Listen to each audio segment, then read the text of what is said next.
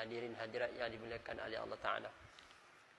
Marilah pada malam ini kita merafakkan rasa tinggi syukur kepada Allah, kerana Allah masih lagi mengekalkan kepada kita dua nikmat yang paling besar, nikmat iman dan juga nikmat Islam.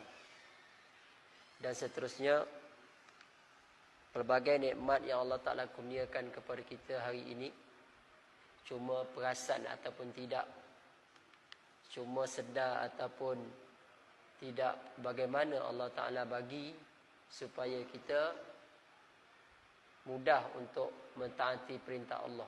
Namun sebaliknya, apabila nikmat kesenangan berupa harta, pangkat, jawatan, kemasyhuran, kadang-kadang orang terleka, tertipu oleh nikmat dunia ini.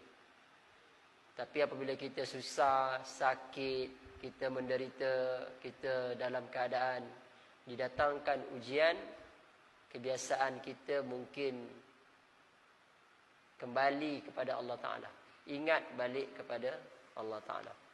Hari ini tuan-tuan, semalam Allah Ta'ala uji rakyat Malaysia, yang mana seorang yang lemas nak selamatkan yang seorang ini, diuji 6 orang lemas. Ini satu bentuk ujian kepada kita dan keluarga yang diuji oleh Allah Ta'ala.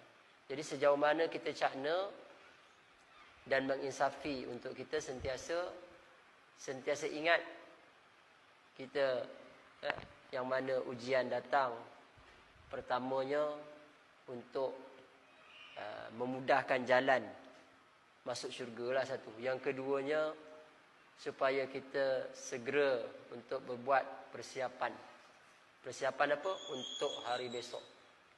Ya ayyuhallazina amanu taqullaha wal tanzur nafsum ma qaddamat lighad wattaqullah. Wahai orang yang beriman, bertakwalah kamu kepada Allah Ta'ala, ataupun takutlah kamu kepada Allah Ta'ala. Wal tanzur nafsum, dan hendaklah setiap jiwa itu ma qaddamat lighad, mempersiapkan bekal untuk hari besok.